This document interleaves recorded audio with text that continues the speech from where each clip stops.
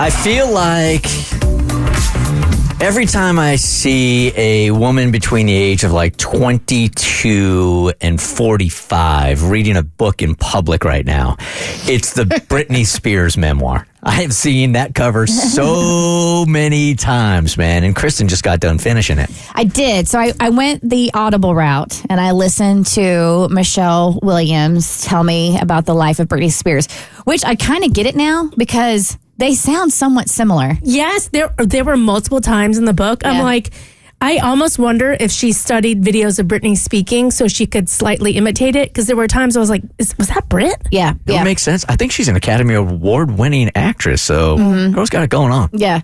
So I was traveling over the weekend, so I was able to, it's an easy listen because it's only 6 hours. So between my flights and hanging out at the airport, I was able to knock it out in a weekend.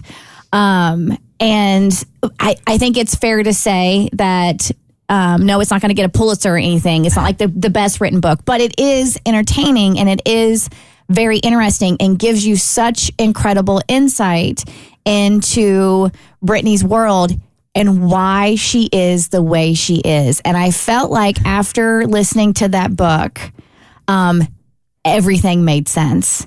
And it became more about a lesson of the power of why. So it's so easy to sit there and look at somebody and judge them for whatever they may be doing. But whatever they may be doing or saying, there's a why behind that. And it's understanding that why. You never really know somebody's origin story, right? No, you really don't. And I mean, yes, when you read a memoir like this, I think with any memoir, you have to take it with a grain of salt because this is her version of events and it is her truth, which she is very well entitled to talk about. I was worried because when I was talking to Cassie about it, what was coming out in the media, it felt like there was a lot of finger pointing, but not a lot of accountability. But when you listen, or when you read the book, or listen to the book, there is some level of accountability, and she owns everything she does as far as like why she dances the way she does on Instagram, why she like the clothing that she chooses to wear. She knows she has poor taste in clothes and she does not care. The whole everything behind the shaving of the head and like finally hearing from her where all that stemmed from and knowing the trauma that she was dealing with, not being able to see her kids who were only 2 months old and 17 months old at the time, or 2 months old and 14 months old because they were only like 12 months apart. And why couldn't she see them? Kevin refused to let her see them because they were going through a divorce at the time, and it got very contentious.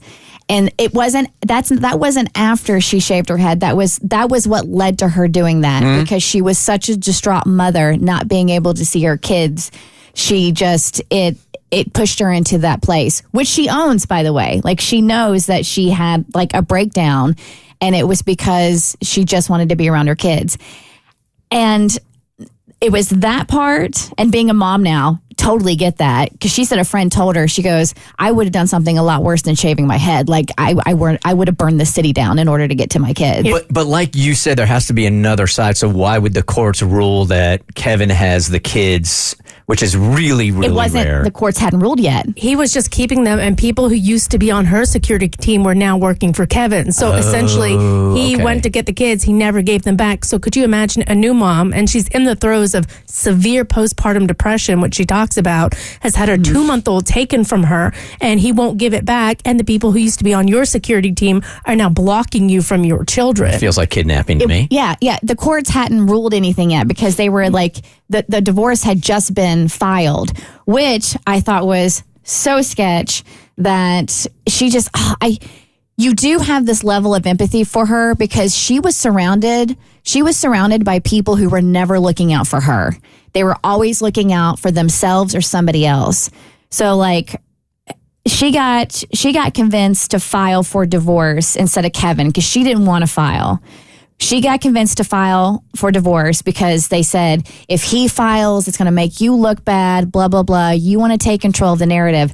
But because she filed for divorce, she was on hook for all of his legal fees. Oh, okay. Which is why. So it's finding out little nuggets like that.